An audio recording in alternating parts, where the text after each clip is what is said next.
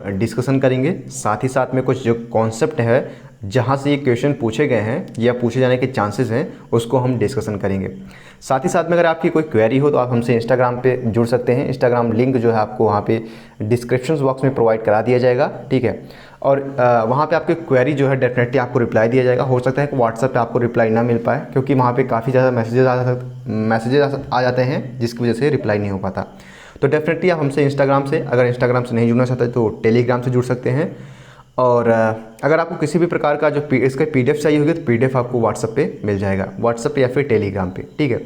तो हम धीरे धीरे जो है लिंक प्रोवाइड करा देंगे। हो सकता है कि तुरंत लिंक ना प्रोवाइड हो सके तो 2-4 मिनट आप थोड़ा सा वेट कर लीजिएगा, ठीक है। या फिर आधे 1 घंटे के बाद वहाँ पे आपको लिंक प्रोवाइड कराया जाएगा, जिसके बाद आपको वहाँ पे कनेक्ट होने के बाद आपको वहाँ पे जो भी क्वेरी होगी इंस्टाग्राम पे, टेलीग्राम पे या फिर व्हाट्सएप पे, जहाँ पे आपको जुड़ना हो जुड़ सकते हैं। वहाँ पे आप अपनी क्वेरी जो है पूछ सकते हैं। तो जैसा कि हमने चलाया था कि जो कॉन्सेप्ट है प्लस हमारा जो प्रीवियस ईयर के पेपर हैं जो 10-15 साल का कंपाइलेशन है प्लस मॉडल पेपर के बेसिस पे हम यहाँ पे डिस्कशन करेंगे। तो लगातार हमारा सेशन चलेगा। आज आपको लगातार पूरा दिन जो है आपको हमसे जुड़े रहना है। तो बिना टाइम वेस्ट किए आज स्टार्ट करते हैं कि आदिकाल को वीरगाथा काल किसने कहा था। तो आदिकाल को वीरगाथा काल के नाम से संबोधित किसने किया था?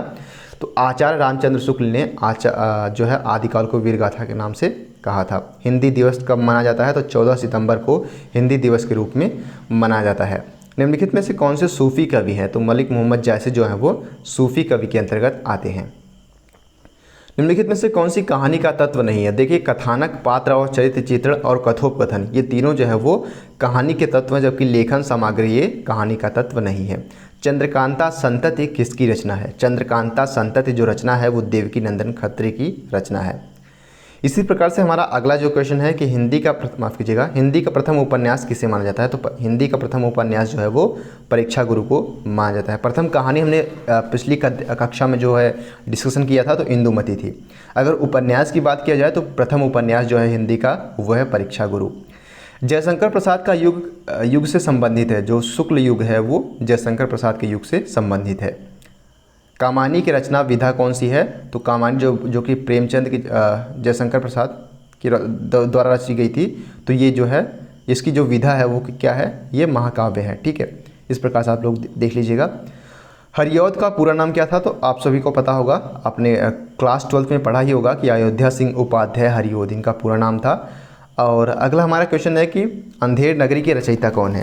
तो अंधेर नगरी के जो रचयिता है, अंधेर नगरी के जो है भारतेंदु हरिश्चंद्र जी है जो रचयिता है इसके, ठीक है। अगला हमारा क्या है कि आवारा मसीहा रचना के लेखककार कौन है? तो विष्णु प्रभाकर जो है वो आवारा मसीहा इन्होंने लिखा था, ठीक है। विष्णु प्रभाकर ने आवारा मसीहा लिखा था। कलम की सिपाही जो है वो किसकी रचना है? तो अमृत राय की, जो कि क्लास 12 में भी आपके सिलेबस में भी थी कि कलम का सिपाही जो रचना है वो अमृत राय का है। किस विधा की रचना है? अगला हमारा क्वेश्चन है कि हंस किस विधा की रचना है? हंस पत्रिका जो थी वो किस विधा की रचना है? वो पत्र पत्रिका थी, ठीक है। तो हंस जो है वो पत्रिका थी, पत्र पत्रिका। अगला हमारा क्वेश्चन देखते हैं कि द्विवेदी युग के लेखक कौन है? तो द्विवेदी युग के जो लेखककार हैं वो कौन है? वो हैं डॉक्टर श्याम सुंदर दास जी, द्विवेदी युग के लेखक के अंतर्गत आते हैं। 59 नंबर बात करते हैं कि हिंदी का प्रथम नाटक कौन सा है? तो नहुष। हिंदी का प्रथम नाटक नहुष। हिंदी का प्रथम उपन्यास कौन सी है? तो वो है अभी हमने डिस्कशन किया था परीक्षा गुरु। और प्रथम कहानी अगर पूछा जाए तो इंदुमती है, ठीक है। अगला हम देखते हैं कि छायावादी युग के नाटककार कौन सी हैं? तो जयशंकर प्रसाद, आपको पता भी होगा। चंद्रगुप्त नाटक के लेखक कौन है? तो जयशंकर प्रसाद जी जो हैं वो चंद्रगुप्त के लेखक है।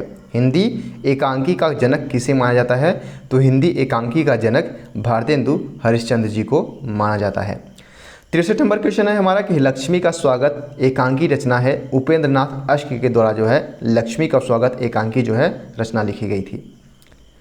जयशंकर प्रसाद की उपन्यास क्या है? कंकाल, ठीक है। जयशंकर प्रसाद का उपन्यास कौन सी है? इसमें कंकाल।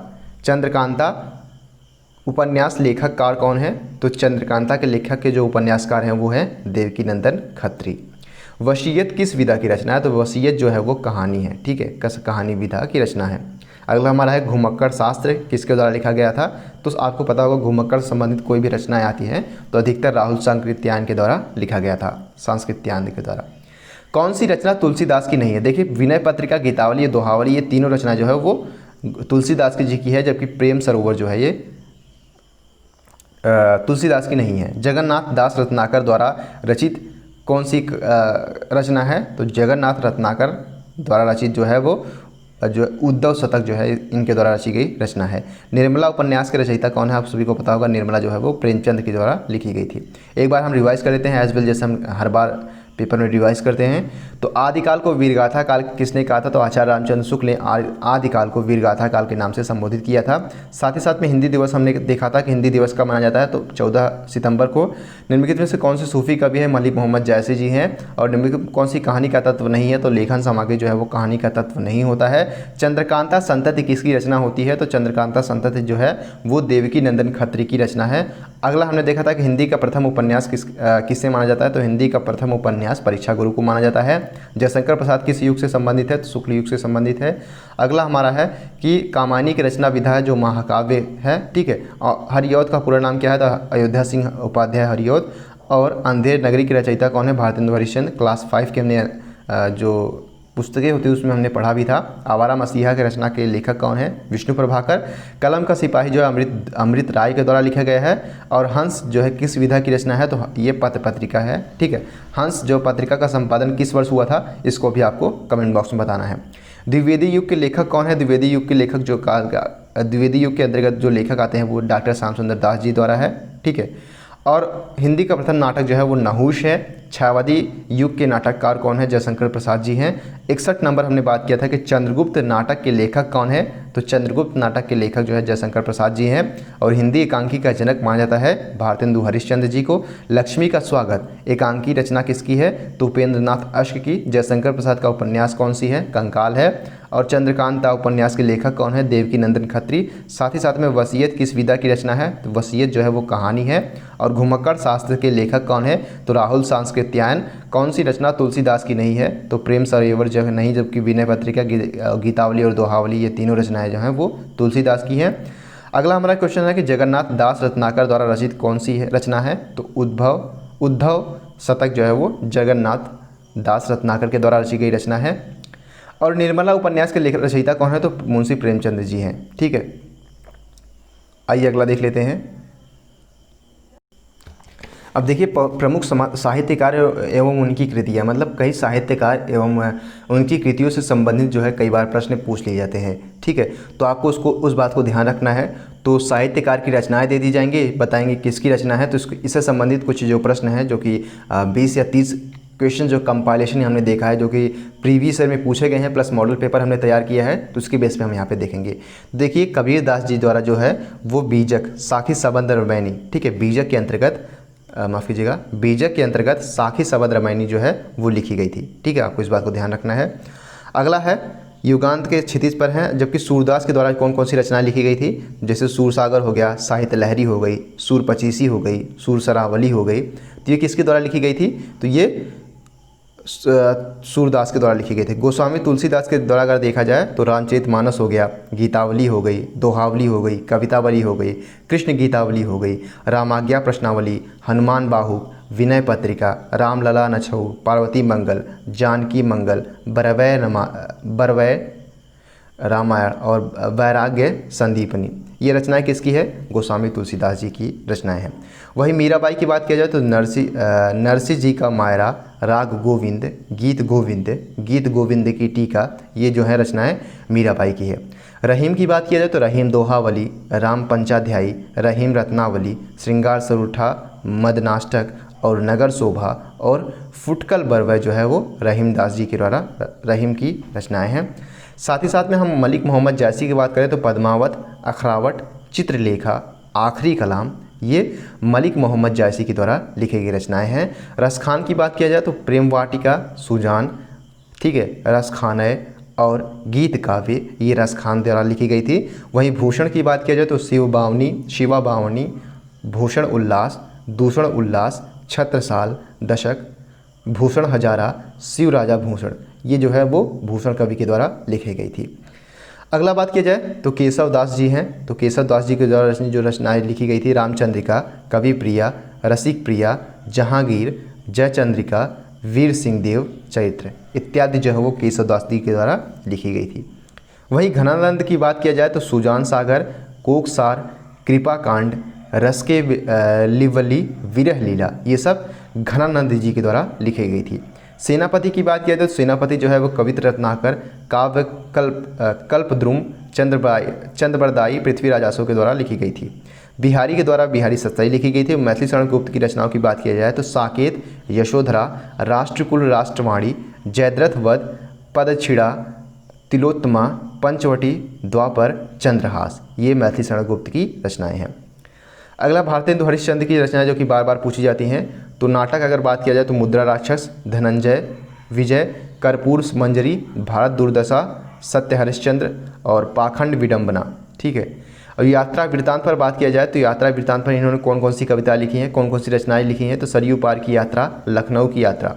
काव्य संग्रह की बात किया जाए तो प्रेम फुलवारी, प्रेम माधुरी, प्रेम तरंग, प्रेम सरोवर।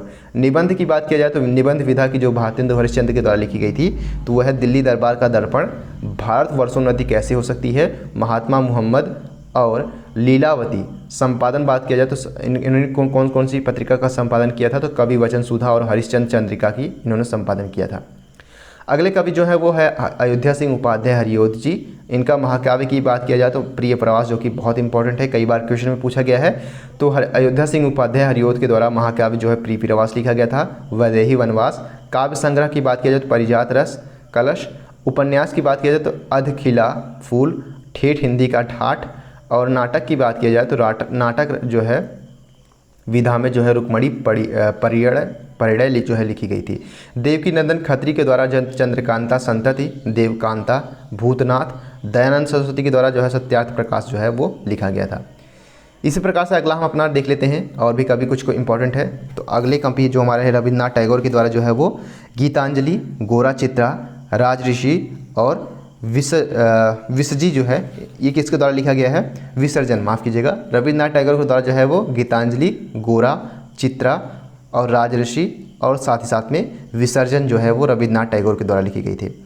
आचार्य रामचंद्र शुक्ल की बात किया जाए तो आचार्य रामचंद्र शुक्ल के द्वारा हिंदी साहित्य का इतिहास, ठीक है, और जायसी ग्रंथावली, तुलसीदास, सूरदास, चिंतामणि, त्रिवेणी। संपादक की बात किया जाए तो इन्होंने जो कौन कौन सी संपादक किया था, तो हिंदी शब्द सागर संपादन किया था। नागरिक, काशी नागरिक प्रचारणी पत्रिका का जो है इन्होंने ही संपादन किया था। नागरिक प्रचारणी पत्रिका, माफ़ कीजिएगा, नागरिक प्रचारणी पत्रिका का संपादन भी आचार्य रामचंद्र शुक्ल ने किया था। निबंध की बात किया जाए तो श्रद्धा भक्ति, करुणा, लोभ और प्रीति, घृणा और ईर्ष्या, ये इनकी प्रमुख जो है निबंध हैं। ठीक है। अगले हैं प्रताप नारायण मिश्र। प्रताप नारायण मिश्र समाज जो के हैं, तो प्रताप नारायण की जो है हठी अमीर, जो कि आपने पढ़ा भी होगा, गो संकट और काली कतूल और भारत दुर्दशा और संगीत शकुंतला जो है इनके द्वारा, शाकुंतल जो है इनके द्वारा लिखी गई थी।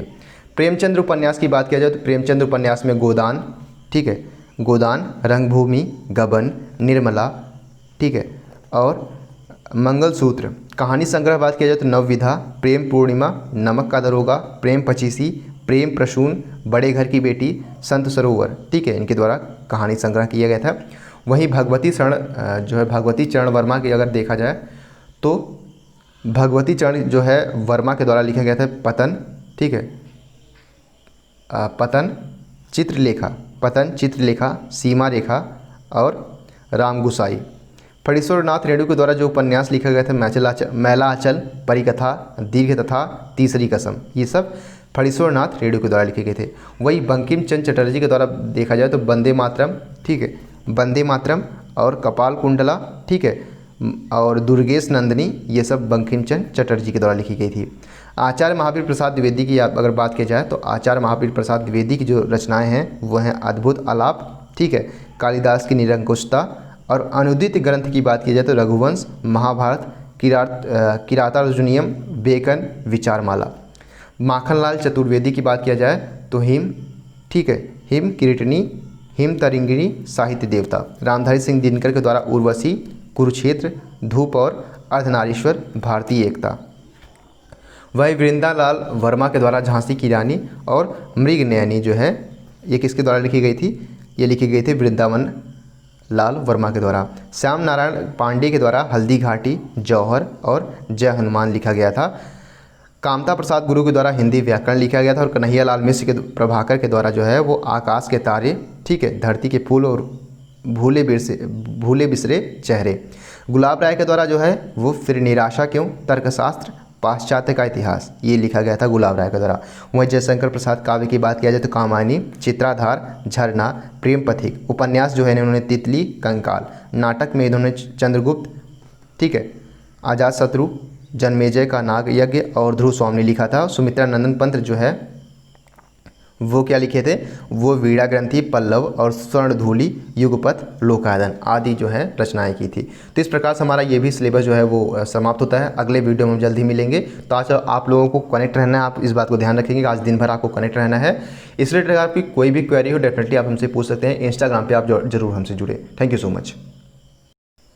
नमस्कार दोस्तों, आप सभी का स्वागत है आपके अपने YouTube channel smart study point पे। तो एज विल यू नो कि आज का हमारा जो सेशन है वो लगातार प्रीवियस ईयर के पेपर प्लस मॉडल पेपर जो कि 10 से 15 साल में पूछे गए हैं, प्लस उनका कंपाइलेशन, साथ ही साथ में मॉडल पेपर, साथ ही साथ में जो कॉन्सेप्ट होता है, हम एक भी एरिया यहाँ पे नहीं छोड़ने वाले हैं। पूरे के पूरे पेपर को आज हम यहाँ पे पूरे दिन यहाँ पे हम अपलोड करेंगे वीडियो। आप लोगों को बस देखना है, ठीक है। अगर आपने हमने पहले ही कह दिया था कि अगर आपको कोई भी किसी भी प्रकार की क्वेरी पूछनी हो तो डेफिनेटली आप हमसे इंस्टाग्राम से जुड़ सकते हैं। इंस्टाग्राम पे आपको डेफिनेटली 100% जो है वो रिप्लाई दिया जाएगा। इंस्टाग्राम पे अगर आप नहीं जुड़ना चाहते हैं या फिर आपका अकाउंट नहीं है तो टेलीग्राम से जुड़ जाइए, ठीक है। अगर टेलीग्राम से भी नहीं है तो आप व्हाट्सएप पे जुड़िए। तो व्हाट्सएप पे थोड़ा सा कम चांसेस रहते हैं, तो इस वजह से मैं व्हाट्सएप सजेस्ट नहीं करता हूँ। हाँ, अगर आपको PDF लेना है तो PDF के लिए आप व्हाट्सएप पे हमारे जुड़ सकते हैं, या फिर किसी भी प्रकार की क्वेरी हो तो आप हमसे टेलीग्राम से भी जुड़ सकते हैं, ठीक है। तो टेलीग्राम, अगर इंस्टा मैं यहाँ पे सबसे बेस्ट मानता हूँ। इंस्टा पे यहाँ पे मैं मैसेजेस करेंगे आप, वहाँ पे रिप्लाई आपको दिया जाएगा, ठीक है।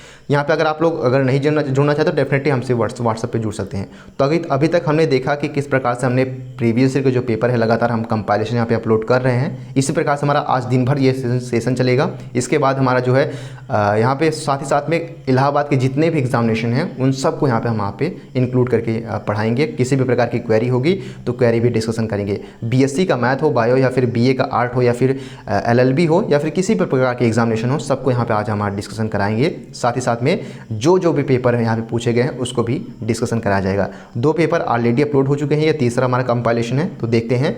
अभी तक हमने यहाँ पे डिस्कशन कर रहे थे कि प्रमुख साहित्यकार एवं उनकी कृतियों से संबंधित हर बार प्रश्न पूछे गए हैं। यहाँ से मैक्सिमम जो है यहाँ पे 3 से 4 क्वेश्चन पूछ लिए जाते हैं, मिनिमम जो है वो 2-2 क्वेश्चन पूछे ही जाते हैं। तो इस वजह से आपको यहाँ पे ध्यान रख लेना है, कोई भी एरिया यहाँ पे हम छोड़ने वाले नहीं है। चलिए स्टार्ट करते हैं। हमारा आज का पहला जो क्वेश्चन है, तो हमारा पहला क्वेश्चन है कि प्रेम वाटिका किसकी रचना है। तो प्रेम वाटिका जो है वो रसखान जी की रचना है, ठीक है। प्रेम वाटिका किसके द्वारा लिखी गई है, रसखान जी के द्वारा। शिवा बावनी किसकी रचना है, तो शिवा बावनी भूषण की रचना है। सूरसागर किसकी रचना है, तो सूरसागर आप सभी को पता होगा कि जो सूरसागर है वो सूरदास जी के द्वारा लिखी गई थी। और रामायण, ठीक है। चौथा है कि रामायण किसकी रचना है, तो वाल्मीकि जी की रचना है, ठीक है। अगला हम अपना देखिए, इससे पहले हमने यहाँ पे जो डिस्कशन किया था कि प्रिय प्रवास किसकी रचना है, तो प्रिय प्रवास जो है, आई थिंक ये जो क्वेश्चन है ये 5वां क्वेश्चन है। तो प्रिय प्रवास की जो रचना है तो वो है हरिओत जी की, ठीक है। 6वां क्वेश्चन देखते हैं। 6वां क्वेश्चन हमारा है कि पद्मावत किसकी रचना है। तो जैसा कि आपको पता भी होगा कि पद्मावत जो है वो जायसी, मलिक मोहम्मद जायसी जी की रचना है। और 7वां नंबर क्वेश्चन देखते हैं कि बिहारी सतसई किसकी रचना है, तो बिहारी लाल जी की है, ठीक है। 7 की जो हमारा C होगा ऑप्शन सही हो जाएगा। 8वां नंबर क्वेश्चन देखते हैं। तो 8वां जो है कामायनी किसकी रचना है, जयशंकर प्रसाद जी की रचना जो है वो कामायनी है, ठीक है, आपको पता भी होगा। पृथ्वीराज आसो 9वां है कि पृथ्वीराज आसो किसकी रचना है, तो चंद्रप्रद दाई के द्वारा लिखी गई थी। दोहावली किसके द्वारा लिखी गई है, 10वां नंबर है। तो 10वां का जो हमारा ऑप्शन A है तुलसीदास द्वारा लिखी गई है। और 11वां नंबर है कि राग गोविंद किसके द्वारा लिखी गई है। एक सेकंड मैं यहाँ पे कंफर्म कर ले रहा हूँ कि राग गोविंद है या फिर कुछ और है। तो यहाँ पे रागी गोविंद है, ठीक है, आपको ध्यान रखना है कि रागी गोविंद है। तो हमने देखा तो राग गोविंद किसकी रचना है, तो देखिए यहाँ पे राग गोविंद जो है वो मीराबाई के द्वारा लिखी गई है, ठीक है, मीराबाई, आप इसका ऑप्शन सही हो जाएगा। 12 नंबर क्वेश्चन देखते हैं कि 12 नंबर हमारा क्वेश्चन है कि साकेत किसकी रचना है। साकेत किसकी रचना है? तो देखिए हमारा जो अगला क्वेश्चन है कि साकेत जो है वो मैथिली शरण गुप्त के द्वारा लिखी गई थी। और उर्वशी किसकी रचना है? तो रामधारी सिंह दिनकर की जो रचना है वो उर्वशी है। वही चंदबरा किसकी रचना है? तो चंदबरा जो है वो सुमित्रानंद पंत के द्वारा लिखी गई थी। ठीक है, रचना किसकी है? तो चंदबरा जो है वो सुमित्रानंद पंत की है। रामचरितमानस किसकी रचना है? तो रामचरितमानस जो है वो आप सभी को पता होगा कि तुलसीदास की रचना है। अगला हमारा क्वेश्चन है कि राम पंचाध्यायी किसकी रचना है? तो 16 नंबर क्वेश्चन है कि राम पंचाध्यायी किसकी रचना है? तो जो है हमारा तो नंददास की रचना जो है वो राम पंचाध्यायी है। और 17 नंबर क्वेश्चन बात करते हैं तो प्रेम फुलवारी किसकी रचना है? प्रेम फुलवारी भारतेंदु जी की रचना है। ठीक है, 18 नंबर क्वेश्चन बात करते हैं मधुशाला किसकी रचना है? मधुशाला किसकी रचना है? हरिवंश राय बच्चन। ठीक है, रसराज किसकी रचना है? रसराज किसकी रचना है? तो मतीराम की जो है वो रसराज रचना है। इस प्रकार से हमारा अगला क्वेश्चन देखते हैं कि द्विवेदी युग के माफ़ कीजिएगा पिछले आगे आग का दरिया किसकी रचना है? तो आग का दरिया जो है वो कुरतुल एन हैदर की रचना है। किसकी रचना है? कुरतुल एन हैदर की रचना है। वहीं 21 नंबर हम बात करते हैं तो 21 नंबर जो है गोदान किसकी रचना है? तो आप सभी को पता होगा कि प्रेमचंद की द्वारा रची गई है। रश्मि रथी मोस्ट इंपॉर्टेंट क्वेश्चन है कि रश्मि रथी किसकी रचना है? तो रश्मि रथी जो है वो सुमित्रानंदन पंत की रचना है। ठीक है, रश्मि रथी किसकी रचना है? सुमित्रानंदन पंत।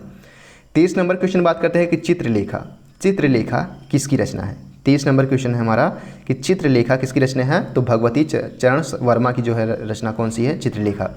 आकाशगंगा 24 नंबर है कि आकाशगंगा किसकी रचना है? तो रामकुमार वर्मा की रचना जो है वो आकाशगंगा है। उर्मिला 25 नंबर हमारा है कि उर्मिला किसकी रचना है? उर्मिला जो रचना है उर्मिला किसकी रचना है? मैथिली शरण गुप्त की रचना है। वहीं 26 नंबर क्वेश्चन बात करते हैं। 26 नंबर यशोधरा किसके द्वारा लिखी गई थी? तो देखिए यशोधरा भी किसकी रचना है? मैथिली शरण गुप्त की रचना कौन सी है? यशोधरा। वहीं 27 नंबर क्वेश्चन बात करते हैं। 27 नंबर है कि दीपशिखा किसकी रचना है? तो 27 नंबर जो क्वेश्चन हमारा दीपशिखा महादेवी वर्मा की रचना है। पंचवटी 28 नंबर हमारा पंचवटी किसकी रचना है? मैथिली शरण गुप्त की रचना है पंचवटी। अगला हमारा है धूप छाँ 19 नंबर हमारा 29 नंबर क्वेश्चन है कि धूप छाँ किसकी रचना है? तो गुरुदत्त की रचना जो है वो धूप छाँ है। वहीं गुनाहों का देवता मोस्ट इंपॉर्टेंट क्वेश्चन है कि गुनाहों का देवता किसकी रचना है?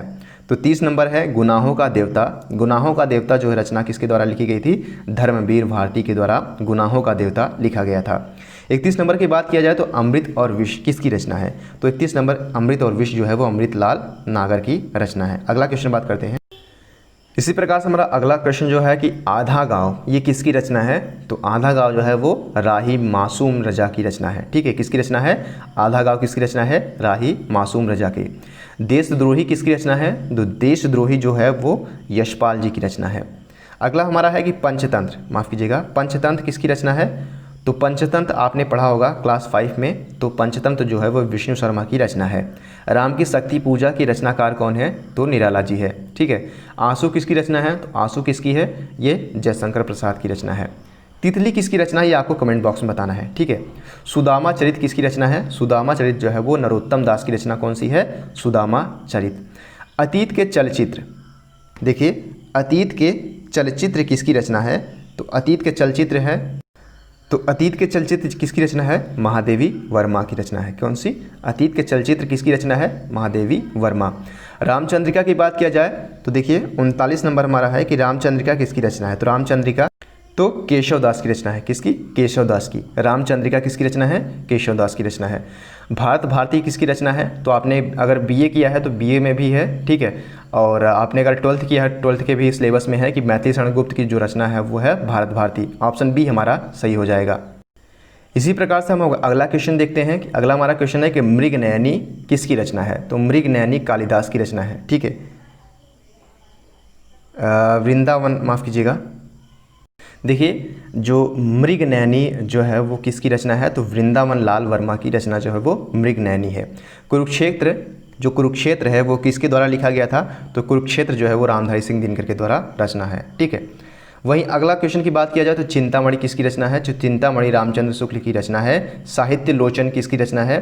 तो साहित्य लोचन जो है वो तो साहित्य लोचन श्याम सुंदर दास जी की रचना है। ठीक है, साहित्य लोचन जो है वो श्याम सुंदर दास जी की रचना है।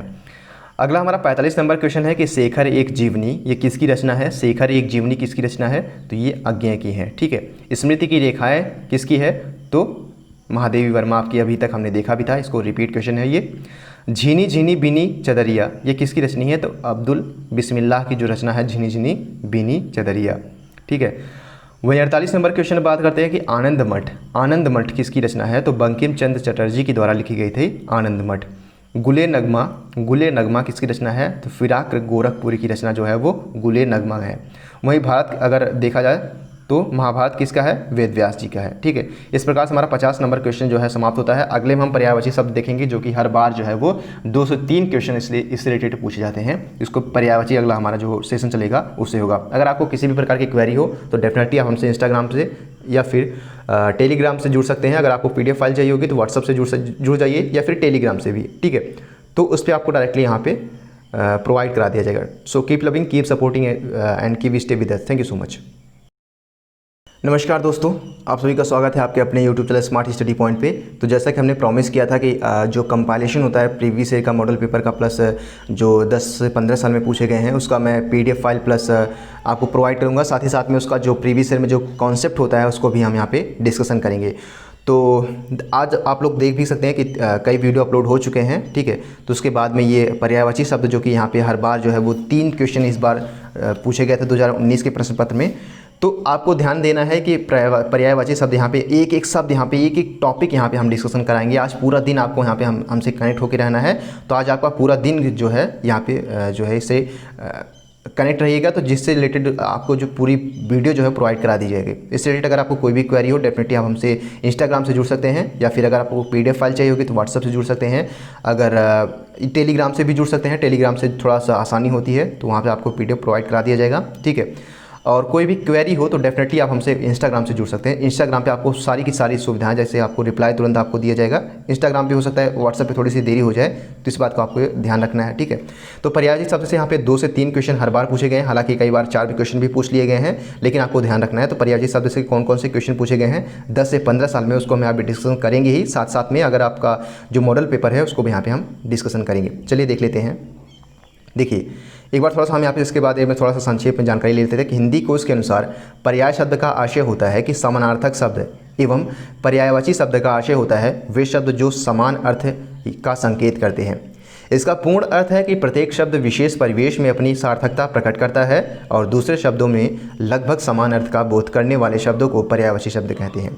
वस्तुतः प्रत्येक शब्द का एक अलग अर्थ होता है जो दूसरे शब्द में नहीं मिल सकता है। सूक्ष्म दृष्टि से समस्त पर्यायवाची शब्दों में कुछ न कुछ अंतर होता है, जैसे वायु के पर्यायवाची में समीर, मारुत, पवन, श्वसन, प्रभंजन आदि में सूक्ष्म अंतर है। इस सूक्ष्म अंतरों में होते हुए भी जो शब्द स्थूल रूप से एक लगभग एक ही अर्थ देते हैं उन्हें पर्यायवाची शब्द कहा जाता है। ठीक है, यानी समानार्थी शब्द, यानी एक शब्द के कई शब्द जो है वो समानार्थक शब्द जो है देते हैं, लेकिन इसमें थोड़ा सा अंतर होता है कई शब्दों में।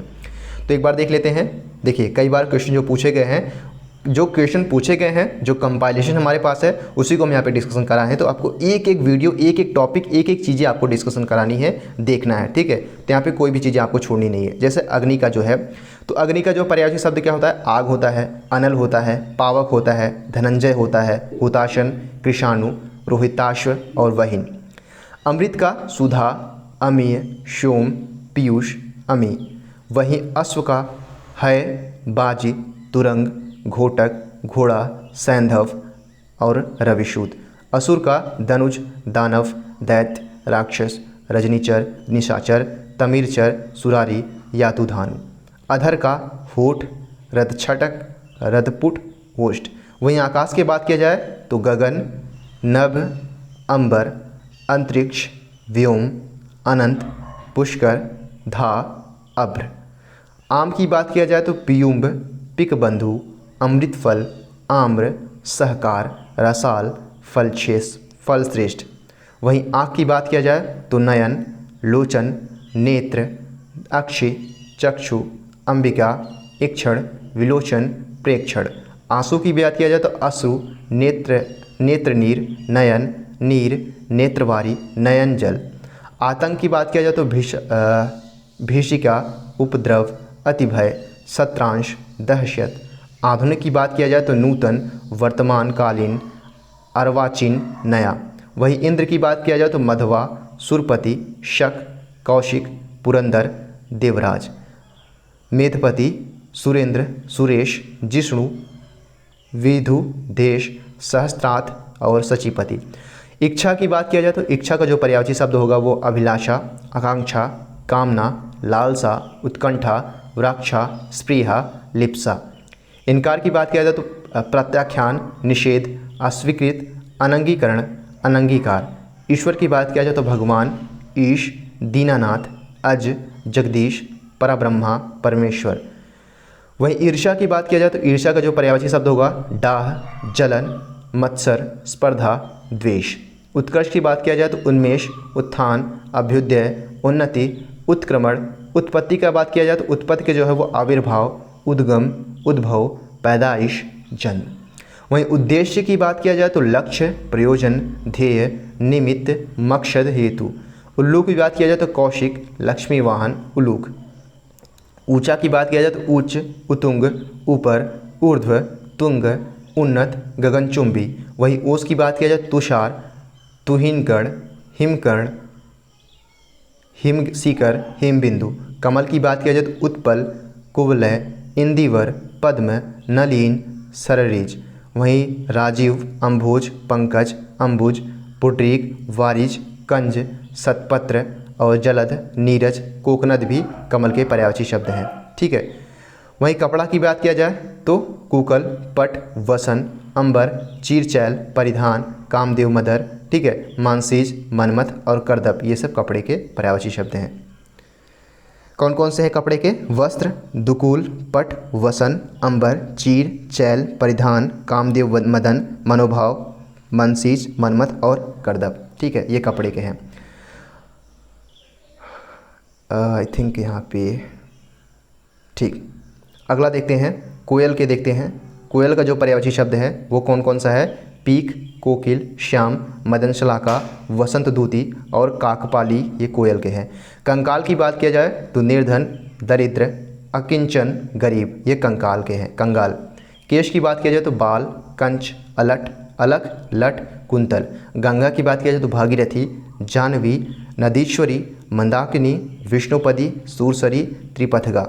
गाय की बात किया जाए तो गौरी, गौ, धेनु, भद्रा, सुरभि, गौ, दोग्धी। गधा, गर्धभ, वैशाख नंदन, खर, राशभ, दूषर, वेशर, चक्रीवान। चंद्रमा की बात किया जाए तो शशि, शशांक, इंदु, सुधाकर, हिमांशु, विभाकर, विधु, राकेश, मयंक, निधि, निशापति। जल की बात किया जाए तो पानी, वारी, नीर, सलील, आब, उदक, तोय, अम्बु, सारंग। वहीं जंगल की बात किया जाए तो विपिन, कानन, वन, अरण्य, कांतर, अटवी। झरना की बात किया जाए तो प्रपात, निर्झर, स्रोत, उत्स, प्रसवर्ण, जलप्रपात। ठग की बात किया जाए तो वंचक, प्रवंचक, जालसाज, अड़िमार और प्रतारक। तलवार की बात किया जाए तो असी, कृपाण, खड्ड, चंद्रहास, करवाल, खड्ड। तालाब की बात किया जाए तो सर, तगाड़, जलाशय, पुष्कर, सरोवर, पोखर, काशार, ताल। तरु की बात किया जाए तो वृक्ष, विटप, पादप, द्रुम। दया की बात किया जाए तो करुणा, अनुकंपा, रहम, तरस। दास की बात किया जाए तो किंकर, परिचारक, अनुचर, चाकर, भृत्य, सेवक। दीन की बात किया जाए तो दीन का जो है वासर, दिवस, दिन मतलब दिन। ठीक है। डे, दिवा, अग्न, बार। दुख की बात किया जाए तो क्लेश, वेदना, पीड़ा, व्यथा, कष्ट, उद्वेग, खेद, विषाद, संताप, क्षोभ। ठीक है, इस प्रकार से। दूध की बात किया जाए तो दूध का क्षीर, पय, गोरस, दुग्ध, पीयूष। वहीं देवता के जो हैं वो सूर, विबुध, गिरवाण, त्रिदश, अमर्त, निर्जर, आदित्य। धनुष की बात किया जाए तो कमान, सरासन, चाप, कोदंड, पिनाक। नदी की बात किया जाए तो सरिता, निर्झरणी, तरिंगड़ी, स्रोत, स्विनी, पयस्विनी, तरंगड़ी, लारमाला। नारी की बात किया जाए तो औरत, रमणी, वनिता, स्त्री, महिला, वामा, ललना। पत्थर की बात किया जाए तो पाषाण, अश्म, प्रस्तर, संग, पाहन। पति, बालम या फिर बात किया जाए तो पति का जो है बालम, भर्ता, बल्लभ, ईश, स्वामी, जीवनधारा, नाथ।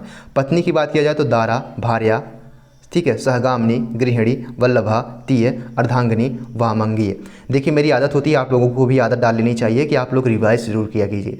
तो मैं इसी वीडियो में हो सकता है कि 2 मिनट का वीडियो बने तो 1 मिनट और ज़्यादा लग जाए, 3 मिनट का वीडियो बन जाए, लेकिन मैं रिवाइज जरूर कराता हूँ, क्योंकि रिवाइज कराने पर क्या होता है कि हमने जो पढ़ा है वो चीज़ें हमें एक बार हो जाती है। ठीक है, हम यहाँ पे जल्दी से रिवाइज कराएंगे, एक बार देख लेते हैं क्या क्या हमने पढ़ा, इसके बाद हम यहाँ पे आगे बढ़ेंगे। ठीक है, तो अभी तक हमने क्या पढ़ा है कि अग्नि का आग, अनल, पावक, धनंजय, हुताशन, कृषाणु, रोहिताश्व, वहीन। अमृत का हमने देखा कि सुधा, अमीय, सोम, पीयूष, अमीन। अश्व का हय, बाजी, तुंग, घोटक, घोड़ा, सैंधव, रविशूद। असुर का धनुज, दानव, दैत्य, राक्षस, रजनीचर, निशाचर, तमिरचर, सुरारी, यातुन, धानु। अधर का होठ और रदछटक और रदपुट होष्ट। आकाश का गगन, नभ, अंबर, अंतरिक्ष, व्योम, अनंत, पुष्कर, धा, अभ्र। आम का पियुम्भ, पिकबंधु, अमृतफल, आम्र, सहकार, रसाल, फलश्रेष्ठ। आँख का नयन, लोचन, नेत्र, दृंग, अक्षि, चक्षु, अंबका, इक्षण, विलोचन, प्रेक्षण इत्यादि। इसी प्रकार से आंसू का अश्रु, नेत्राधीर, नयन, नीर, नेत्रवारी, नयन जल। आतंक का भीषिका, उपद्रव, अवधिभय और संत्रांश, दहशत।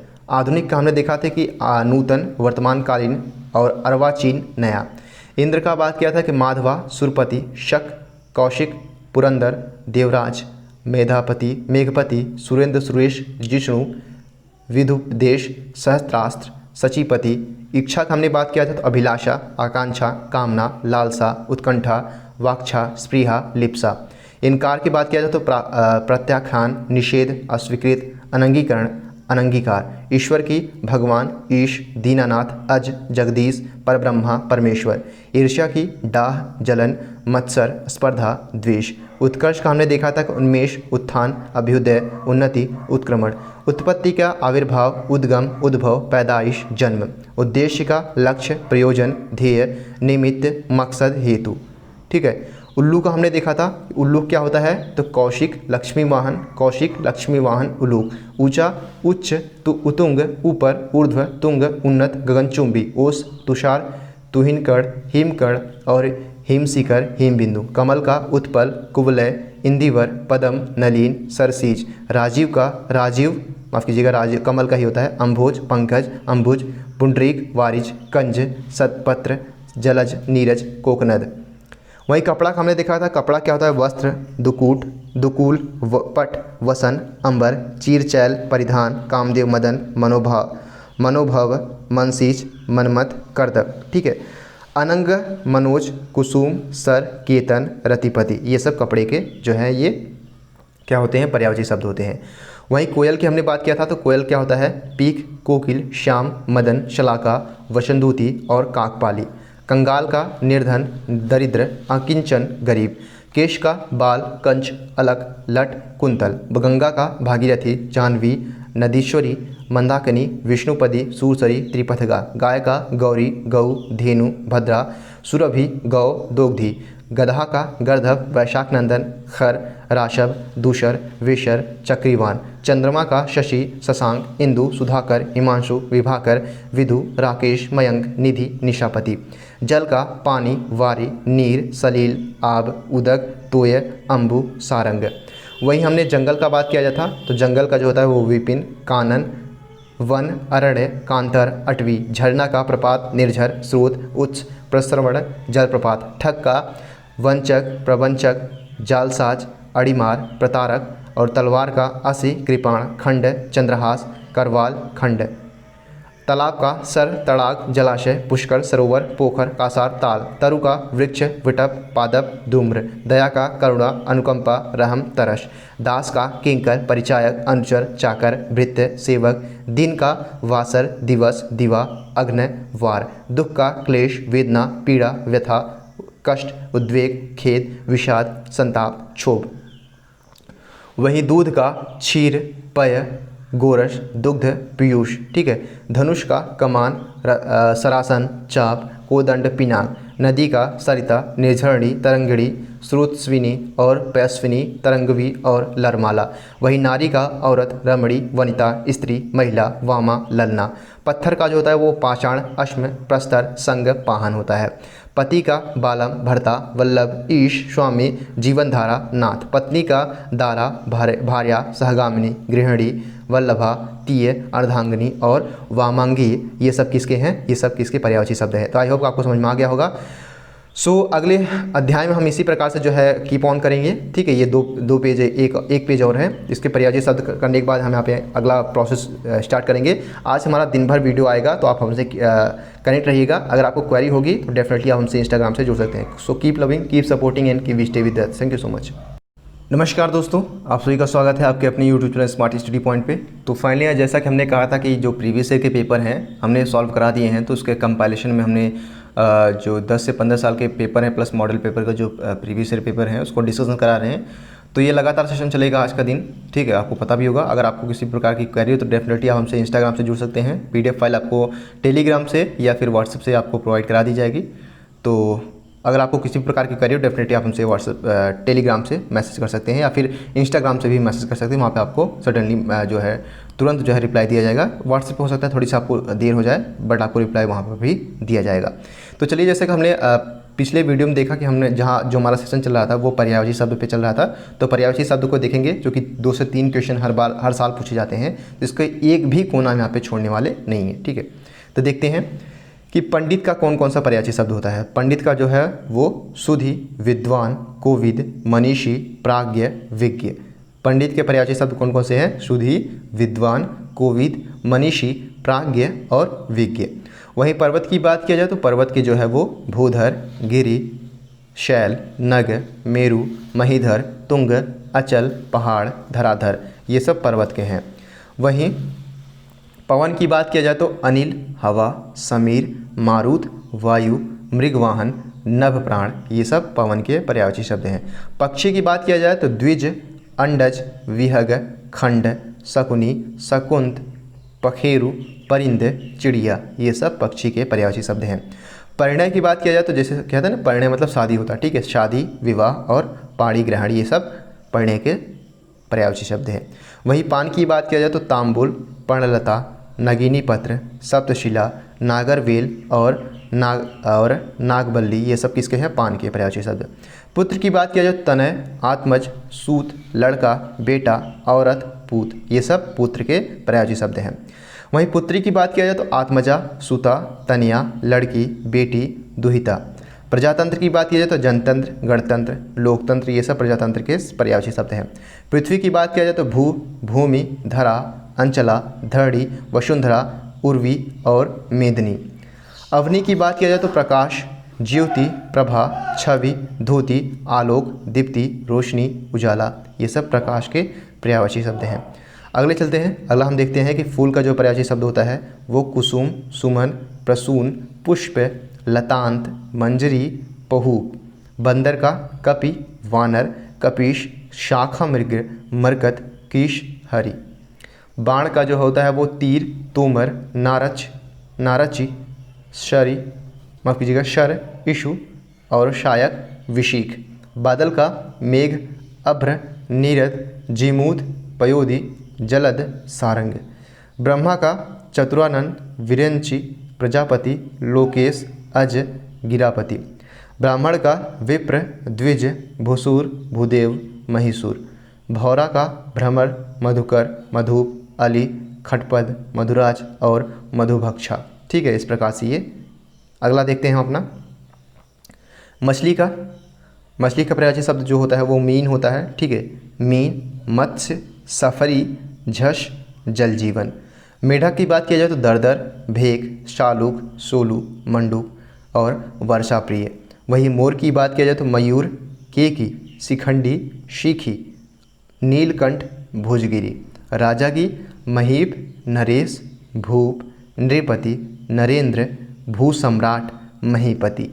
रात की बात किया जाए तो रैन, रात्रि, रजनी, निशा, विभावरी, निषीध, तमंत्रा, विभा। लक्ष्मी की बात किया जाए तो कमला, रमा, श्री, पद्मा, इंद्रिया, समुद्रचा और सिंधुसुता। वहीं वर्षा की बात किया जाए तो बरखा, मेह, वृष्टि, बारिश, पावस, बरसात। वृक्ष की बात किया जाए तो साखी, पादप, धूम्र, पेड़, टीप। वहीं शत्रु की बात किया जाए तो वैरी, अमित्र, अरि, रिपु, दुश्मन, विपक्षी, प्रतिपक्षी। संध्या की बात किया जाए तो निशारंभ, सायंकाल, गोधूलि, प्रदोष काल, साँझ, दिनांत। समुद्र की बात किया जाए तो सिंधु, सागर, जलधि, उलधि, रत्नाकर, नदीश, अवधि, निरधि, वारिश। सरस्वती की बात किया जाए तो शारदा, वीणा, गिरा, महाश्वेता, वागीश्वरी, वागी, वाधत्री, वागी, वधात्री। सिंह की बात की जाए तो मृगेंद्र, शार्दूल, नाहर, चित्रक, केहरी, केशरी, शेर, व्याघ्र। सोना की बात किया जाए तो स्वर्ण, कंचन, कनक, हिरण्य, हेम, सुवर्ण, पुष्कल, रुक्म। सूर्य की बात किया जाए तो दिनकर, दिवाकर, भानु, भास्कर, आदित्य, साविता, प्रभाकर, रवि। हंस की बात किया जाए तो मुक्तभोग, मराल, सरस्वती, वाहन। हाथी की बात किया जाए तो गज, हस्ती, करी, कुंजर, सिंदूर, गजेंद्र। हिरण की बात किया जाए तो मृग, सारंग, हरिण, सुरभि, कुरंग। वहीं हर्ष की बात किया जाए तो खुशी, आमोद, आनंद, आह्लाद और प्रसन्नता। ये सब इसके पर्यायवाची शब्द हैं। जैसे कि आपको पता होगा कि आपको भी आदत डाल लेनी चाहिए रिवीजन की, क्योंकि बिना रिवीजन किए आप लोग वो चीज़ें कॉन्सेप्चुअल चीज़ जो है वो कॉन्सेप्ट नहीं होता है। तो थोड़ा सा 2 मिनट के बजाय 3 मिनट लगेगा, 15 मिनट के बजाय 17 मिनट लग जाएगा, लेकिन आपको एक बार रिवाइज कर लेना चाहिए। तो मेरे साथ आप भी एक बार रिवाइज कीजिए कि पंडित का जो है वो क्या क्या क्या है। सुधि, विद्वान, कोविद, मनीषी, प्राज्ञ और विज्ञ। पर्वत का जो है वो भूधर, गिरि, शैल, नग, मेरु, महीधर, तुंग, अचल, पहाड़, धराधर। पवन का जो है वो, पवन का क्या है, पवन का जो है वो है अनिल, हवा, समीर, मारुत, वायु, मृगवाहन और नभप्राण। पक्षी का द्विज, अंडज, विहग, खंड, शकुनी, शकुंत, पखेरु, परिंद, चिड़िया। परिणय का शादी, विवाह और पाणी ग्रहण। और पान का तांबुल, पर्णदता, नागिनी पत्र और सप्तशिला और नागरवेल और नागबल्ली। पुत्र का तनय, आत्मज, सूत, लड़का, बेटा, औरत, औरस और पूत। पुत्री का आत्मजा, सूता, तनया, लड़की, बेटी और दुहिता। प्रजातंत्र का जनतंत्र, गणतंत्र, लोकतंत्र। और पृथ्वी का भू, भूमि, धरा, अचला, धरणी, वसुंधरा, उर्वी और मेदनी, साथ ही साथ में अवनी।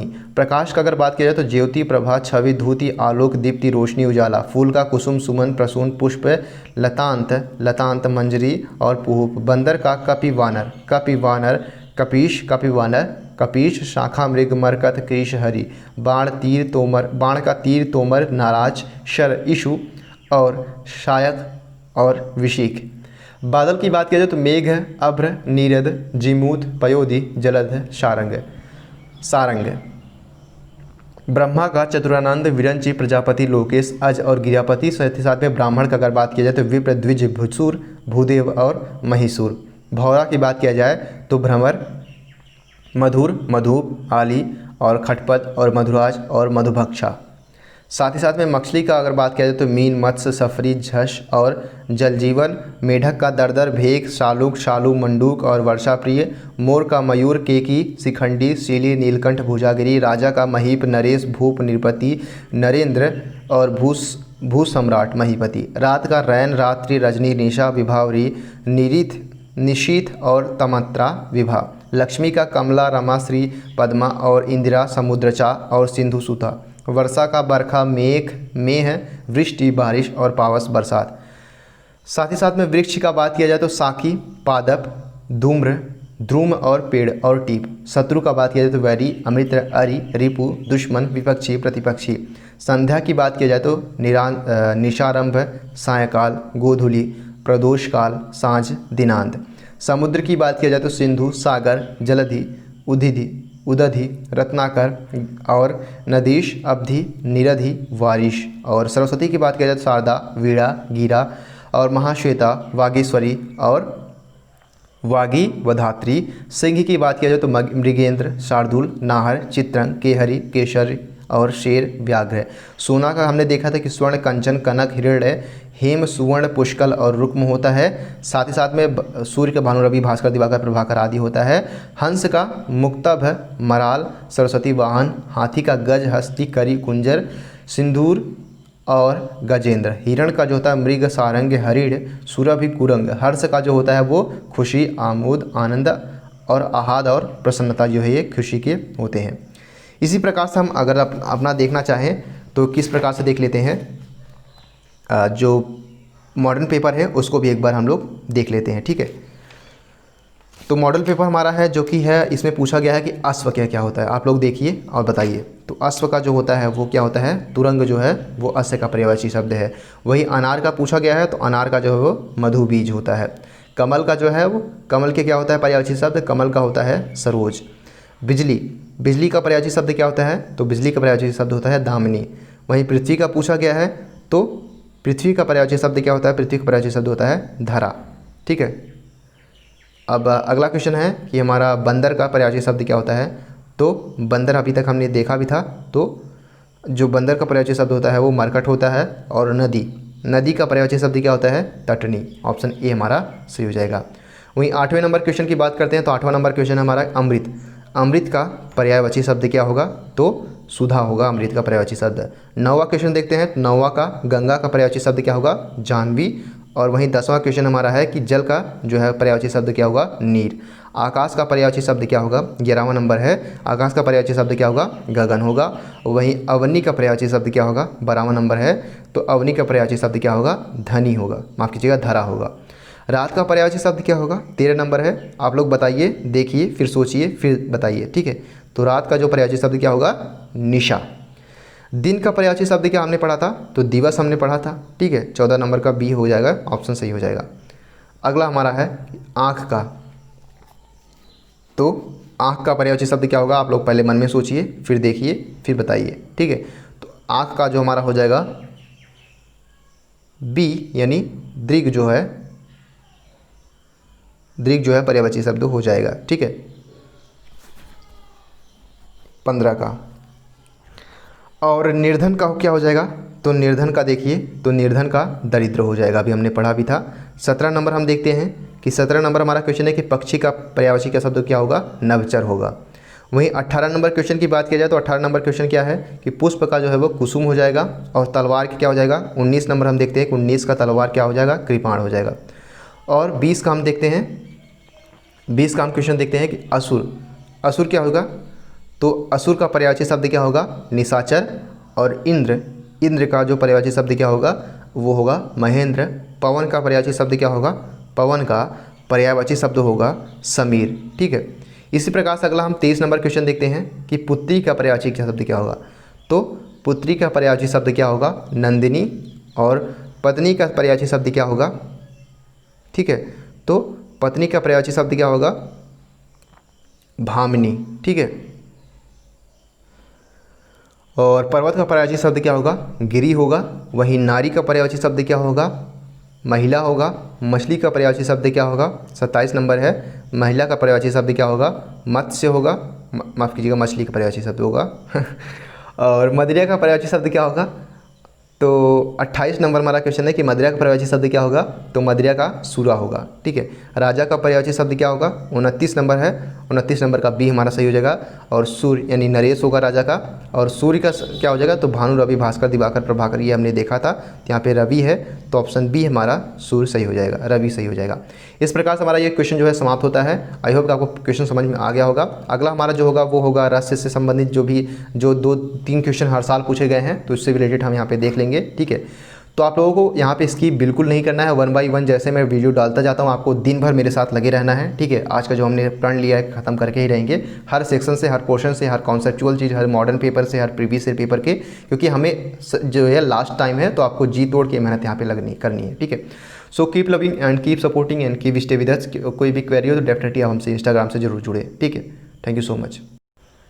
नमस्कार दोस्तों, आप सभी का स्वागत है आपके अपने YouTube channel smart study point पे। जैसा कि आप लोग जानते हैं कि हमारा लगातार सेशन चला आ रहा है। ठीक है, तो प्रीवियस ईयर के paper plus model paper plus जो कि 10 से 15 साल में जो पूछे गए हैं, ठीक है, उसको हम यहाँ पे डिस्कशन करा रहे हैं। तो लगातार ये सेशन चलता ही चलेगा। हिंदी के बाद जो है जीके जीएस के बाद मैथ को, जी रीजनिंग का जो भी क्वेश्चन आपका जो जिस कोर्स का आता है उस चीज़ को यहाँ पर हम डिस्कशन कराएंगे। तो आप लोगों को हमने कहा भी था कि अगर आप लोगों को किसी प्रकार की क्वेरी हो तो डेफिनेटली आप हमसे इंस्टाग्राम पे जुड़ सकते हैं। इंस्टाग्राम का जो लिंक है वो आपको डिस्क्रिप्शन बॉक्स में मिल जाएगा। आपको PDF फाइल चाहिए होगी तो आप लोग टेलीग्राम से जुड़ सकते हैं, या फिर आप चाहें तो व्हाट्सअप से भी जुड़ सकते हैं। ठीक है, तो ये आप पे डिपेंड करता है। अगर आपको इससे ही काम चल जाता है तो कोई बात नहीं, ठीक है। अगर आपको किसी भी प्रकार की क्वेरी डेफिनेटली हमसे पूछ सकते हैं। तो चलिए आज का जो हमारा सेशन हमने लिया है कि रस से, ठीक है। पिछला वीडियो अगर आपने नहीं देखा तो उसको देखिए, इसके बाद लगातार ये सेशन चलेगा। आपको आज हमारे दिन भर साथ हमें लगे रहना है, ठीक है। तो रस के बारे में हम यहाँ पे पढ़ लेते हैं कि रस क्या होता है। तो रस से संबंधित हालांकि यहाँ से अस्थाई भाव और रस का स्थायी भाव पूछ लेता है। अगर आपको अस्थाई भाव पता है तो आपने 70 से 80% पोर्शन जो है वो कंप्लीट कर लिया है, क्योंकि रस से इससे बियॉन्ड नहीं जाता है। तो हम यहाँ पे इसी को कराएंगे, इससे बियॉन्ड नहीं जाएंगे। छोटी छोटी चीज़ें जो है, छोटी छोटी कंपारिजन, क्योंकि हम यहाँ पे पूरा रिवीजन करा रहे हैं एक तरह से, तो पूरी एक चीज़ें रिवीजन करा रहे हैं, इसके बियॉन्ड नहीं जाएगा। ये मेरी प्रॉमिस है, ये मेरा प्रॉमिस है। अगर आपको इस बात का ध्यान रखना है कि आपको दिन भर मेरे साथ लगे रहना है, ठीक है। चलिए स्टार्ट करते हैं कि रस को काव्य की आत्मा कहा जाता है। रस को काव्य की आत्मा, इस बात को आप हर एक चीज़ यहाँ पे पोर्शन आपको ध्यान रखिएगा कि काव्य की आत्मा क्या है, तो रस है। तो रस को काव्य की आत्मा कहा जाता है। काव्य को पढ़ने, सुनने या देखने अर्थात नाटक से जो आनंद प्राप्त होता है उसे रस कहा जाता है। मनुष्य के हृदय में प्रतिक्षण यानी अस्थायी भाव रहने वाला भाव अस्थायी भाव कहलाता है, और ये भाव सुसुप्तावस्था में रहता है। मतलब मनुष्य के अंदर सभी भाव जो है विद्यमान रहते हैं, लेकिन वो सोए हुए अवस्था में रहते हैं, किंतु अनुकूल वातावरण मतलब जिस प्रकार की परिस्थिति या फिर जिस प्रकार का वातावरण बनता है वह पाकर जाग जाते हैं और पुष्ट होकर यही रस बन जाते हैं। आइए अस्थायी भाव देख लेते हैं, मोस्ट इंपॉर्टेंट, जो कि 70 से 80% पोर्शन हमारा खत्म होने वाला है इसी में। तो श्रृंगार का अस्थायी भाव क्या है? श्रृंगार का रति है अस्थायी भाव। वहीं हास्य का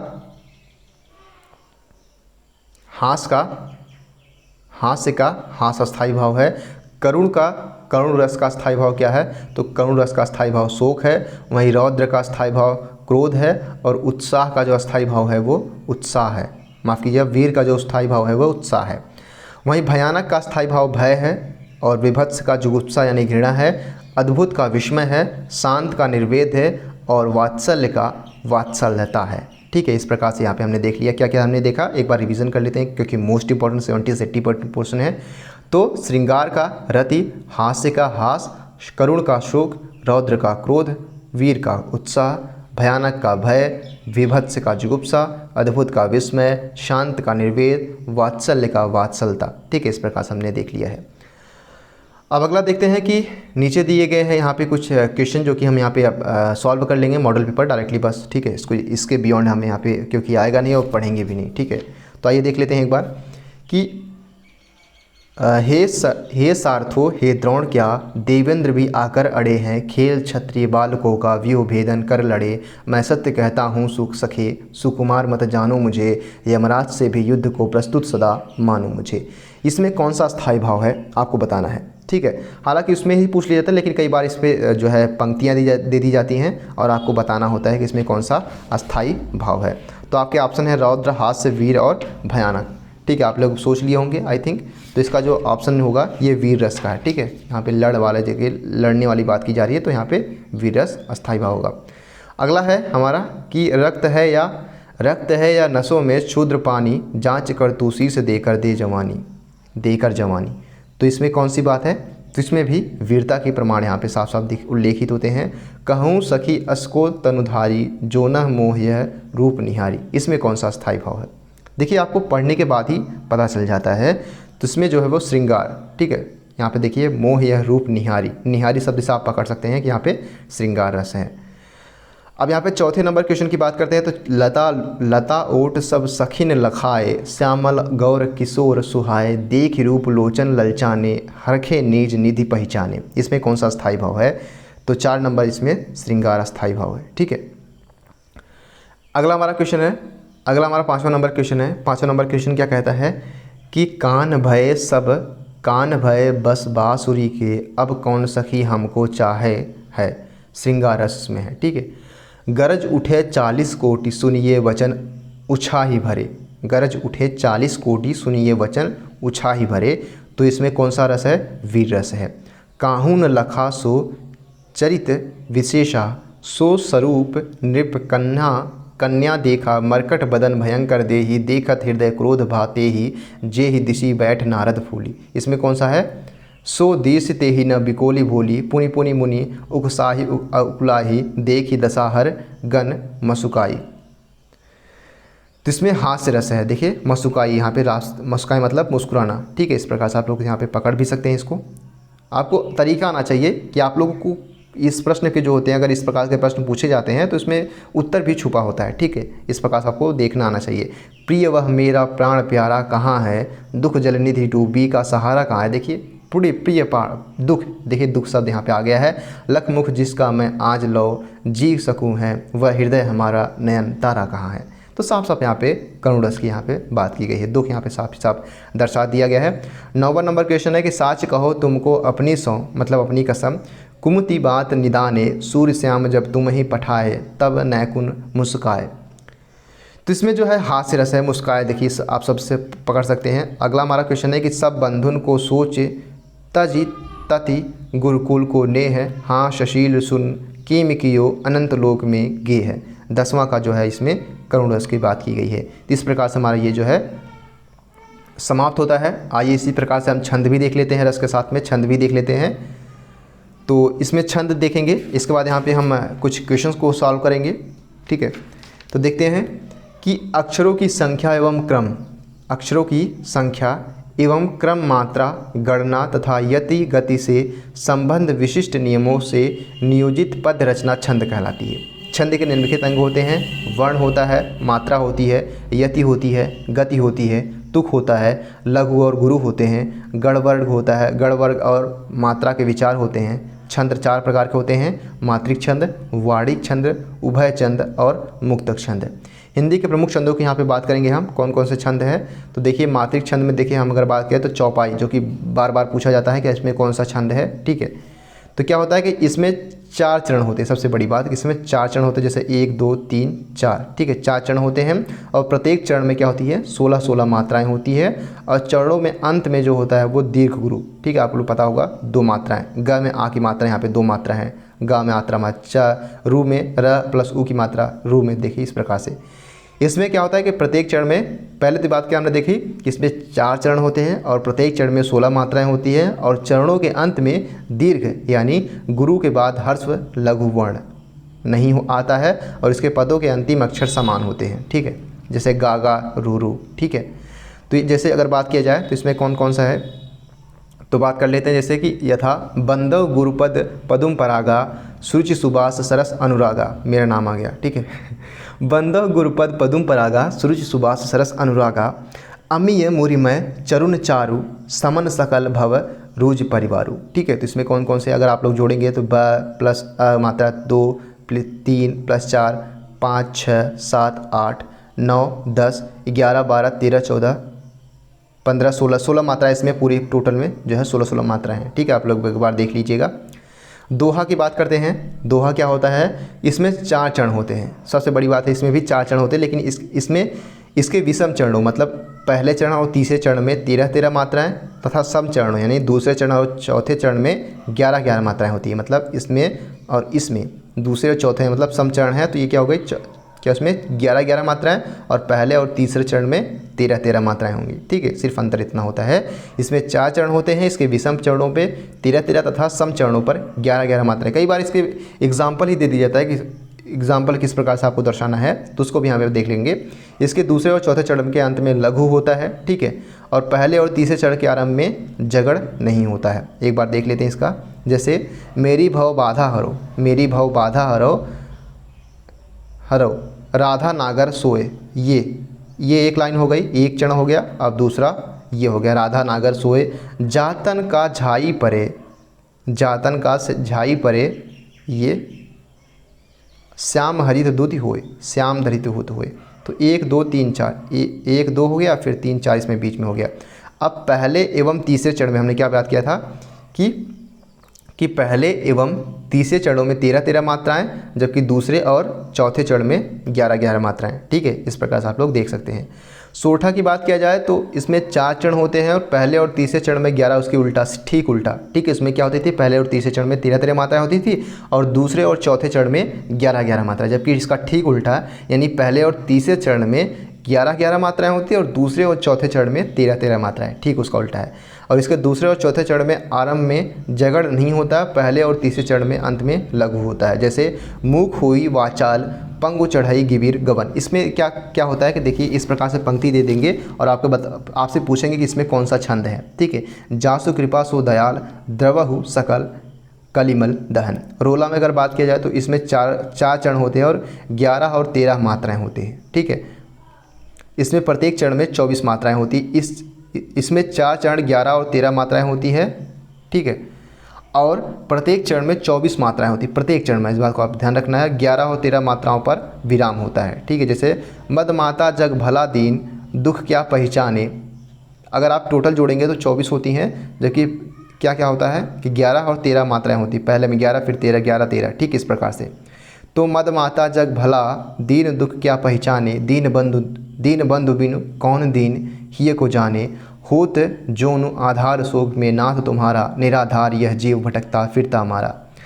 तो कुंडलिया में अगर बात किया जाए तो अगला हमारा कुंडलिया है कि यह 6 चरण का होता है। अभी हम मॉडल पेपर को भी डिस्कशन करेंगे। तो यह 6 चरण के होते हैं, जिसमें प्रत्येक चरण में 24 मात्राएं होती है और प्रारंभ में एक दोहा तथा उसके बाद रोला जोड़ने पर कुंडलिया बन जाती है। प्रायः जो शब्द इसके आदि में आता है वही अंत में भी होता है। इसका एग्जाम्पल अगर बात किया जाए तो जैसे कि सोवै कितह चकोर तू सफल करे किन नैन, 4 दिना की चाँदनी फिर अंधियारी रैन, फिर अंधियारी रैन सखे लखी रगए करे गो, सजग रहे नहीं भूली काल कृत जाल परै गो, बरने दीन दयाल लाल मह काल न सोवे, रोम रोम प्रति सोम कला न लखत कित सोवे। इस प्रकार से इसमें हमने क्या देखा था कि इसमें 24 मात्राएं होती है, प्रारंभ के दोहा, उसके बाद रोला जोड़ने पर कुंडलियाँ बन जाती हैं, ठीक है। प्रारंभ में दोहा होता है, दोहा का जो परिभाषा हमने देखी थी, इसके बाद कुंडलियाँ जोड़ने में इससे क्या बन जाता है, ये कुंडलियाँ बन जाती है। लास्ट में हम इसमें क्या जोड़ देते हैं, दोहा, उसके बाद रोला जोड़ने पर ये कुंडलियाँ बन जाती हैं। हरिगीतिका प्रत्येक चरण में जो होता है हालांकि आपको ध्यान देना है कि आपके जो एग्ज़ाम में आने वाला है वो दोहा चौपाई और सोरठा, ये माफ़ कीजिएगा, दोहा चौपाई और रोला, ये तीन ही से पूछे जाते हैं। लेकिन हम यहाँ पे कोई भी छोड़ेंगे नहीं, इस वजह से हमने इस चारों को बता दिया है। लेकिन आपको याद रखना है कि चौपाई, दोहा और सोरठा और साथ में रोला, ये 4 जो है मोस्ट इंपॉर्टेंट है, इसको आपको रट लेना है। इन चारों में से कोई भी एक पूछ सकता है, ठीक है। अगला देखते हैं कि हरिगीतिका प्रत्येक चरण में क्या होता है, 28 मात्राएं होती है। इसके प्रत्येक चरण में अंत में गुरु अथवा लघु वर्ण होते हैं। जैसे मानस भवन में आर्यजन जिनकी उतारे आरती, भगवान भारतवर्ष में गूंजे हमारी भारती। वर्णिक छंद यहाँ पे बात किया लेते हैं, तो ये वर्णिक छंद यहाँ पे मुश्किल से नहीं पूछा जाता, इस वजह से इसको हम यहाँ पे स्किप कर दे रहे हैं, ठीक है। तो अब यहाँ पे आ जाते हैं हम यहाँ पे मेन जो हमारा मेन तथ्य है, ठीक है, यानी छंद वाला जो पोर्शन है हमारा, जो जिसमें हमने देखा था कि जो मॉडल पेपर है उसको हम यहाँ पे डिस्कशन करते हैं कि छंद की प्राप्ति की प्राचीनतम स्रोत क्या है, यानी छंद कहाँ से प्राप्त हुए हैं। तो छंद जो है वो कहाँ से प्राप्त हुए हैं, सामवेद से प्राप्त हुए हैं। आपको ऑप्शन ध्यान देना है कि सामवेद से छंद की जो प्राप्ति हुई है प्राचीनतम स्रोत क्या है, सामवेद। कुंडलिया में कितने चरण होते हैं, तो आपको पता होगा कुंडलिया में अभी हमने डिस्कशन भी किया था, 4 चरण होते हैं। चौपाई के प्रत्येक चरण में कितनी मात्राएं होती है, चौपाई के प्रत्येक चरण में कितनी मात्राएं होती है, तो हमने भी डिस्कशन भी किया था, 16 मात्राएं होती हैं, ठीक है। और 4 चरण में 36 मात्राएं किस छंद में होती हैं, तो 4 चरण और 36 मात्राएं कौन कौन सी होती हैं, जो अभी हमने छोड़ दिया, स्किप कर दिया है। तो 4 चरण और 36 मात्राएं जो होती है वो बरवे में होती हैं, ठीक है, आपको इसको ध्यान रख लेना है। और निम्नलिखित में से कौन सा दोहा का उल्टा होता है, तो दोहा का उल्टा कौन सा होता है, दोहा का उल्टा जो होता है वो सोरठा होता है, ठीक है। अभी हमने देखा भी था दोहा में कितने चरण होते हैं, दोहा में 4 चरण होते हैं, हमने देखा भी था उसको अभी। साथ ही साथ में निम्नलिखित में से किसमें 6 चरण होते हैं, तो 6 चरण किसमें होते हैं, तो 6 चरण अभी छप्पा में होते हैं, अभी हम उसको स्किप कर दिए थे। निम्नलिखित में से किसमें कुल 15 वर्ण होते हैं, 8वां का हमने देखा कि किसमें कुल 15 वर्ण होते हैं, तो मालिनी में कुल 15 वर्ण होते हैं। 9वां की बात करा जाए तो 9वां नंबर क्वेश्चन है कि छंद के वर्णों की आवृत्ति को क्या कहा जाता है, तुक कहा जाता है। यानी अगर छंद में वर्णों की आवृत्ति होती है तो उसे क्या कहते हैं, तुक कहते हैं ना। तुक आपका नहीं लग रहा है, जैसे गा गा। निम्नलिखित में से कौन मात्रिक छंद नहीं है, तो निम्नलिखित में से कौन सा मात्रिक छंद नहीं है, आपको ध्यान रखना है। दोहा, सोरठा और रोला ये तीनों मात्रिक छंद है, जबकि कविता इसमें मात्रिक छंद नहीं है। निम्नलिखित में से कौन सा वर्णिक छंद है, तो आपको बताना है कि वर्णिक छंद कौन सा है। इंद्रवज्रा जो है वो वर्णिक छंद है। वर्ण, मात्रा, यति, गति, तुक, लघु, गुरु एवं गढ़ आदि से नियंत्रित रचना को क्या कहा जाता है, तो वर्ण, मात्रा, यति, गति, तुक, लघु, गुरु एवं गढ़ आदि से नियंत्रित मात्रा को क्या कहा जाता है, उसमें कहा जाता है छंद कहा जाता है, ठीक है। परिभाषा ही दे दिया, ठीक, इसलिए मैंने कहा था कि परिभाषा भी कई बार पूछ लेता है। तो निम्नलिखित में से किस छंद में गढ़ों का विचार नहीं किया जाता है, तो किस छंद में गढ़ों का विचार नहीं किया जाता है तो मात्रिक छंद में गणों का विचार नहीं किया जाता है। चौपाई के प्रत्येक चरण में कितनी मात्राएं होती है? चौपाई के प्रत्येक चरण में 16 मात्राएं होती है। अगला हमारा है 15 नंबर क्वेश्चन। 15 नंबर हमारा क्वेश्चन है कि छंद की पंक्ति को क्या कहा जाता है? तो छंद की पंक्ति को चरण कहा जाता है। और गणों की संख्या कितनी होती है? तो गणों की संख्या जो होती है वो 8 होती है। वह तोड़ती पत्थर देखा मैंने उसे इलाहाबाद के पथ पर किस प्रकार का छंद है? वह तोड़ती पत्थर देखा मैंने उसे इलाहाबाद के पथ पर, ये किस प्रकार का छंद है? तो 17 नंबर का जो हमारा ए होगा यानी मुक्तक छंद है। कबीरा यह घर प्रेम का, खाला का घर नाही, सिर उतारी हाथ धरी, सा पैठे घर माही में कौन सा छंद है? इसमें कौन सा छंद है? दोहा है। ठीक है, इस बात को आपको ध्यान रखना है। तो ये इंपॉर्टेंट है क्योंकि हर बार पूछे जाते हैं, तो इस वजह से आपको ध्यान रखना है। मानुष हो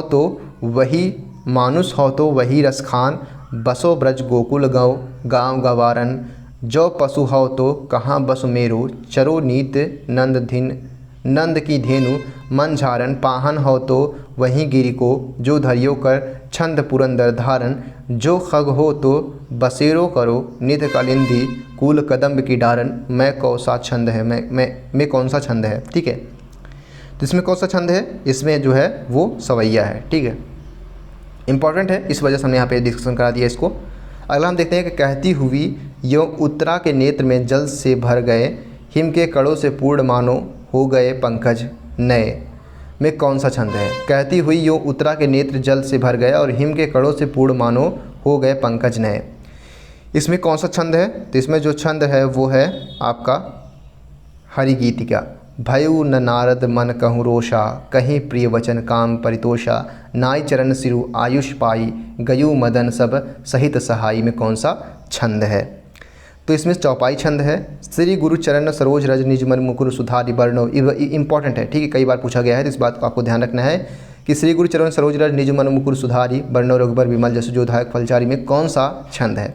ठीक है, हनुमान जी को वही उठा के दे दिए, दोहा है। ठीक है, रघुबर उर जयमार देखि देव बरसहि सुमन, सकूचे सकल भुआ जनु, बिलो की रवि कुमुदगन में कौन सा छंद है? तो इसमें सोरठा है। निम्नलिखित में से कौन सा यगड़ का लक्षण है? आपको अभी हमने उसको भी स्किप कर दिया था, उसको आपको देख लेना है। तो इसमें कौन सा है?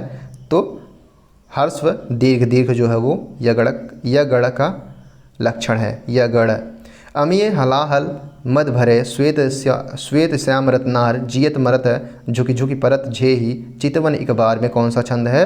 तो इसमें कौन सा छंद है? इसमें दोहा है। ठीक है, इस प्रकार से हमारा ये चैप्टर समाप्त होता है। आई होप आपको समझ में आ गया होगा। अगर अगला हमारा जो होगा वो अलंकार से संबंधित होगा, जिसमें भी 2 या 3 क्वेश्चन हर बार पूछे जाते हैं। तो अगर आपकी कोई भी क्वेरी हो तो डेफिनेटली आप हमसे इंस्टाग्राम से जुड़िए, मैं बार बार आपको संबोधित कर रहा हूँ। ठीक है, और इससे हम लोग आपस में कनेक्ट भी रहेंगे। ठीक है, जो भी नई चीज़ें आती हैं मैं इंस्टाग्राम पे आप लोग को अपलोड कर भी दूंगा। So keep loving, keep supporting with us. Thank you so much. नमस्कार दोस्तों, आप सभी का स्वागत है आपके अपने YouTube channel smart city point पे। तो फाइनली आज का जो हमने सेशन लिया है वो लगातार चल ही रहा है आज के दिन पे। तो हिंदी का हम लगातार यहाँ पे सेशन चला रहे हैं। हिंदी का एक भी ऐसा पोर्शन नहीं होगा जिसको हमने छोड़ा हो। तो हमने बताया था कि प्रीवियस ईयर का जो पेपर है वो समाप्त हो चुका है ओवरऑल, और मॉडल पेपर जो अभी तैयार हो रहा है, तो मॉडल पेपर इसके बाद प्लस 15 साल के जो पेपर बनाए गए उनका कंपाइलेशन यहाँ पे जो दिया गया है। ठीक है, किताबें जो हैं उसमें तो हम इसको यहाँ पे रिवीजन करेंगे एक बार में। तो इसी प्रकार से आप दिन भर पूरे लगे रहिए, जुटे रहिए, क्योंकि आज का दिन जो है पूरे दिन जो है वीडियो अपलोड होगा। तो छठा जो है टॉपिक है हमारा अलंकार, तो इससे संबंधित हम यहाँ पे डिस्कशन करेंगे। तो चलिए देखते हैं क्या क्या चीज़ें इसमें हम पढ़ेंगे। ठीक है, तो अलंकार में हम क्या पढ़ेंगे, देखिए आइए पहले इसका कॉन्सेप्ट समझते हैं, फिर इसके मॉडल पेपर जो मॉडल क्वेश्चन है उसको हम देखेंगे, प्रीवियस ईयर में जो क्वेश्चन पूछे गए हैं उसको भी साथ में देखेंगे। इसके साथ में बता दो, अगर आपकी कोई भी क्वेरी है तो आप डेफिनेटली हमसे इंस्टाग्राम से जुड़ सकते हैं, व्हाट्सअप से भी जुड़ सकते हैं, वहाँ पे PDF आपको प्रोवाइड करा दी जाएगी, या फिर टेलीग्राम से भी जुड़ सकते हैं। तो काव्य में शब्द और अर्थ की शोभा बढ़ाने वाले अलंकार कहते हैं। यानी काव्य में जो शब्द और अर्थ को शोभा बढ़ाती है उसे क्या कहते हैं? उसे अलंकार कहते हैं। तो 2 चीज़ें आपको समझ में आनी चाहिए। कई बार परिभाषा को ही क्वेश्चंस के रूप में कन्वर्ट करके पूछ लेता है कि काव्य में शब्द का जो अर्थ और शोभा बढ़ाती है तो उसे क्या कहते हैं? छंद कहते हैं, अलंकार कहते हैं। ठीक है, या रस कहते हैं। तो इस प्रकार से आपको जानना चाहिए कि काव्य में शब्द और अर्थ की शोभा बढ़ाने वाले को अलंकार कहते हैं। अलंकार मुख्यतः दो प्रकार के होते हैं, शब्दालंकार और अर्थालंकार।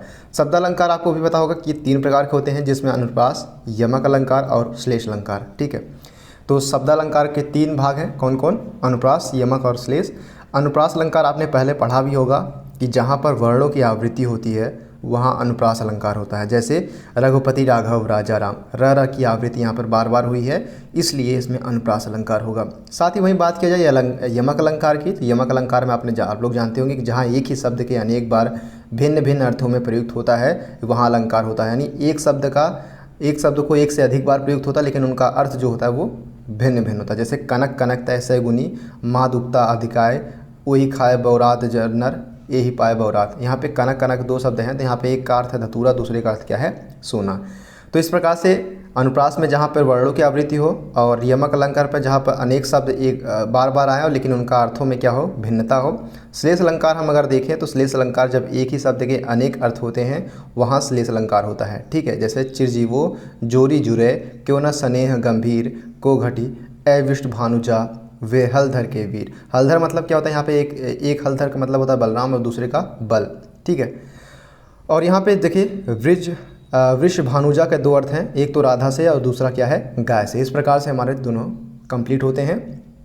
तो हमने क्या देखा कि काव्य में शब्द और अर्थ की शोभा बढ़ाने वाले को अलंकार कहते हैं। इसके 2 भेद होते हैं, शब्दालंकार, अर्थालंकार। शब्दालंकार के भी 3 भेद होते हैं, अनुप्रास, यमक अलंकार और श्लेष अलंकार। अनुप्रास अलंकार में जहाँ पे वर्णों की आवृत्ति होती है, जैसे रघुपति राघव राजा राम। यमक अलंकार में जहाँ एक शब्द ही अनेक बार भिन्न भिन्न अर्थों में प्रयुक्त होता है, वहाँ पर यमक अलंकार, जैसे कनक कनक से सैगुनी, माँ दुक्ता अधिकाय, वही खाए बौरात नर, यही पाए बौराय। श्लेष अलंकार जब एक ही शब्द के अनेक अर्थ होते हैं तो वहाँ पर श्लेष अलंकार होता है, जैसे चरजीवो जोरी जुरे, क्यों न स्नेह गंभीर, को घटी ए वृष भानुजा, वे हलधर के वीर। अब अर्थालंकार देखते हैं, जो कि दूसरा प्रकार है इसका। तो दूसरा प्रकार में हम देखेंगे अर्थालंकार के बारे में।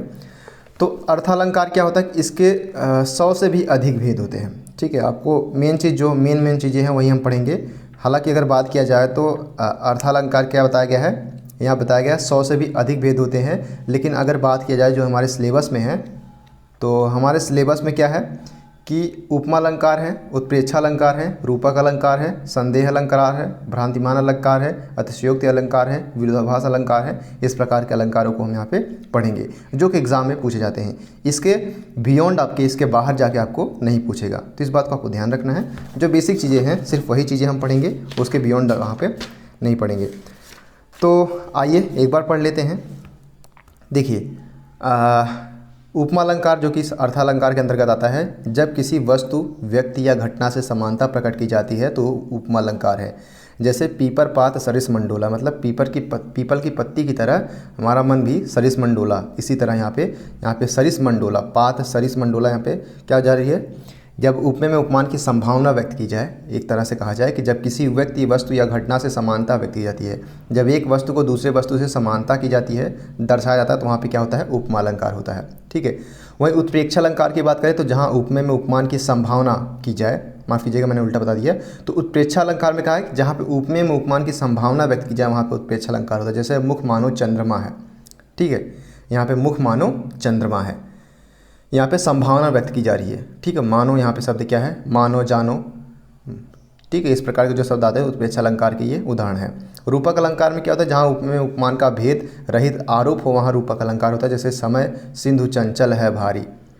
ठीक है, तो जहाँ उपमे में उपमान का भेद रहित आरोप हो वहाँ पे रूपक अलंकार होता है। जैसे समय सिंधु चंचल है भारी, इस प्रकार के जो अलंकार होते हैं उसमें रूपक अलंकार होता है। ठीक है, तो इसमें क्या होता है? समय सिंधु चंचल है भारी।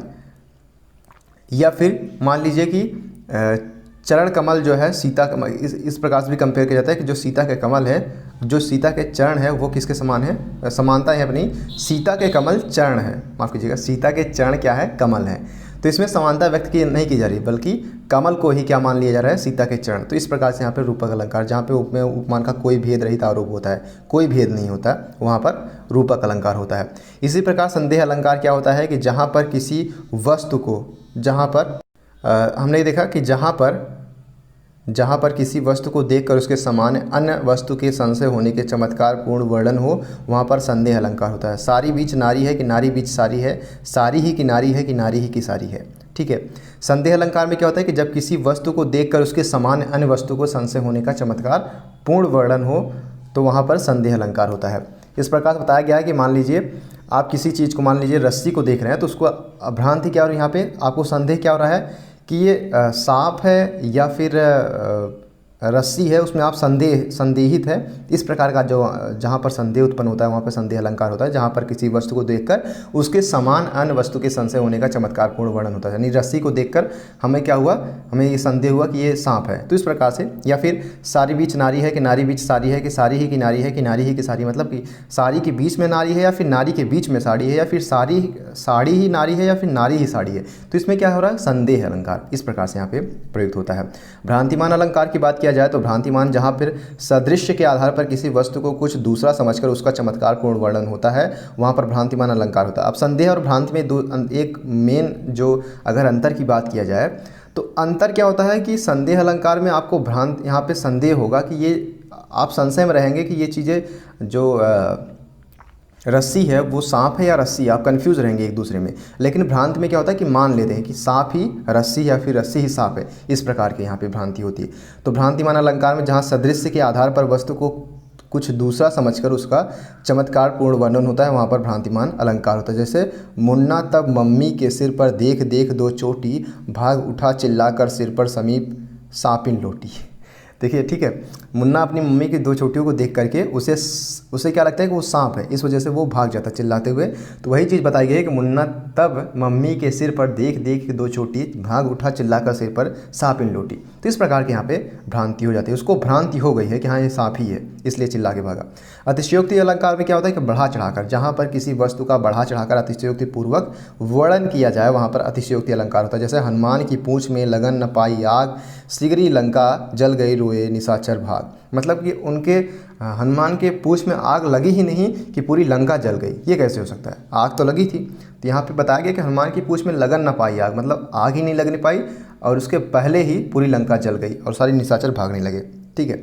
विरोधाभास क्या होता है कि जहाँ पर विरोध न होते हुए भी विरोध का आभास दिया जाए वहाँ पर विरोधाभास होता है। जैसे भर लाऊं सीपी में सागर, मेरी अब हार विजय क्या।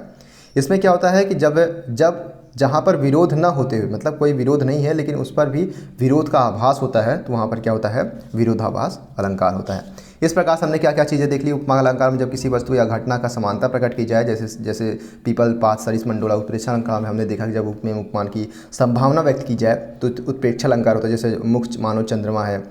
और रूपक अलंकार में मानो जानो इसमें होता है उत्प्रेक्षा अलंकार में। ठीक है। रूपक अलंकार में क्या होता है, जैसे उपमेय में उपमान का भेद रहित आरोप हो, वहाँ पे रूपक अलंकार होता है। जैसे समय सिंधु चंचल है भारी। संदेह अलंकार में जहाँ पर किसी वस्तु को देखकर उसके समान अन्य वस्तु के संशय होने का चमत्कारपूर्ण वर्णन हो, वहाँ पर संदेह अलंकार होता है। जैसे सारी बीच नारी है कि नारी बीच सारी है, सारी की नारी है नारी की सारी है। इस प्रकार से भ्रांतिमान अलंकार में जहाँ पे सदृश्य के आधार पर किसी वस्तु को दूसरा समझकर उसका चमत्कारपूर्ण वर्णन होता है, जहाँ पर भ्रांतिमान अलंकार होता है। जैसे मुन्ना तब मम्मी के सिर पर देख देख दो चोटी, भाग उठा चिल्लाकर सिर पर सांपिन पर लोटी।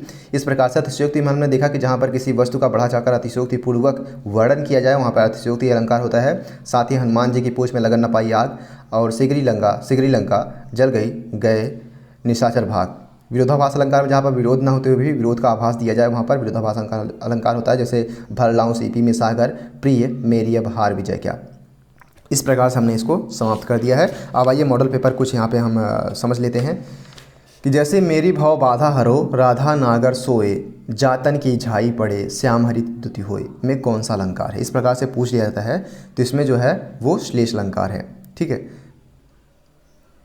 श्लेष अलंकार हमने क्या देखा था, अभी तक हमने देखा था कि श्लेष अलंकार में क्या होता है, श्लेष अलंकार में एक ही शब्द के अनेक अर्थ होते हैं, वहाँ श्लेष अलंकार होता है। एक ही शब्द के अनेक अर्थ होते हैं। मेरी भाव बाधा हरो, राधा नागर सोए, जातन की झाई पड़े, श्याम हरि दुत होए। ठीक है। तो यहाँ पे एक ही शब्द के दो अर्थ हैं, यहाँ पे श्लेष अलंकार होगा।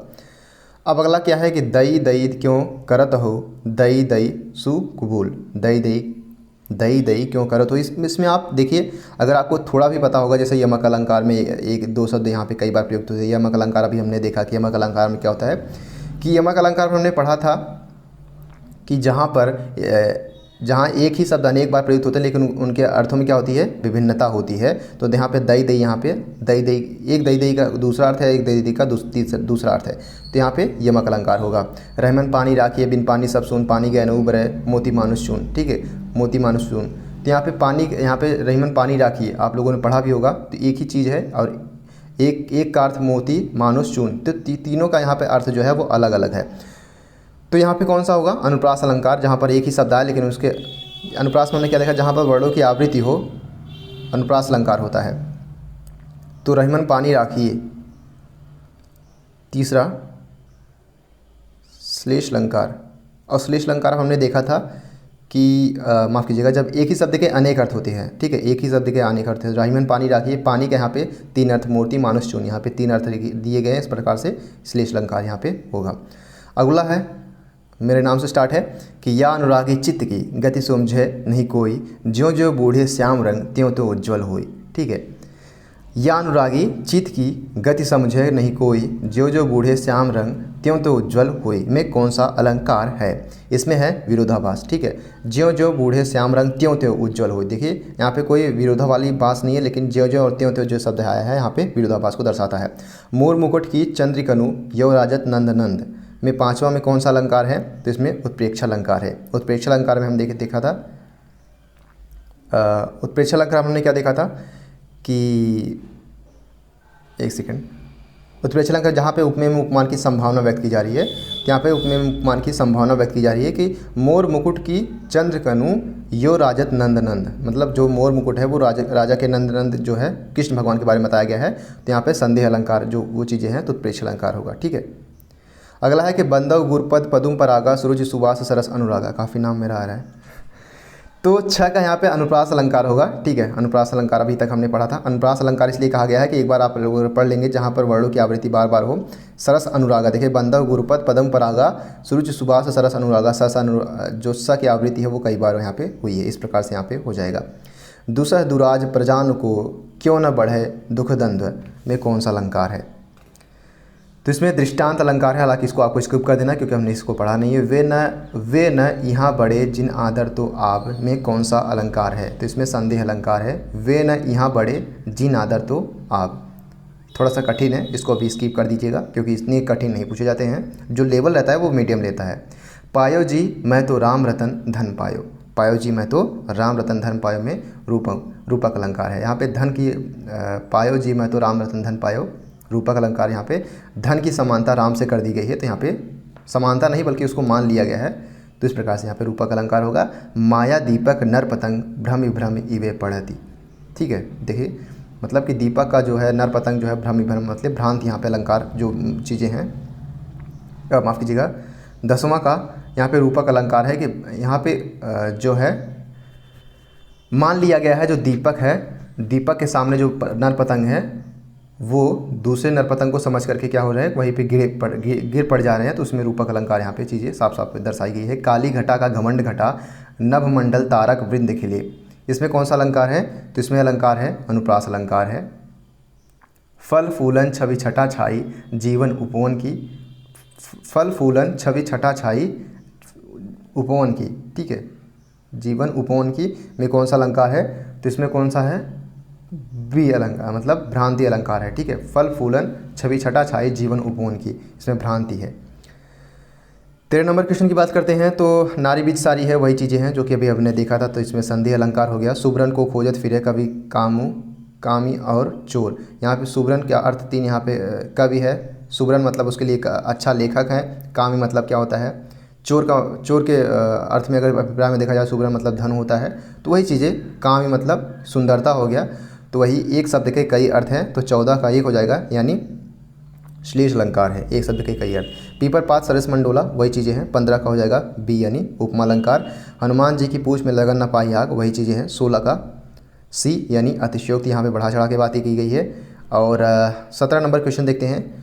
तो 17 नंबर हमारा जो क्वेश्चन है, 17 नंबर क्या है कि कपि करी हृदय विचार दिन मुद्रिका डारी तब जान यशोक अंगार सिय हरीश उठी कर गहयो, इसमें कौन सा अलंकार है? इसमें अलंकार है भ्रम अलंकार, भ्रम होता है। और संत हृदय नवनीत समाना कहीं कविन पय कहत न जाना निज परिताप द्रवय नवनीता परहित लागी सुसंत पुनीता में कौन सा अलंकार है? इसमें अलंकार है विभावना, हालांकि इसको आप नहीं पढ़ना विभावना।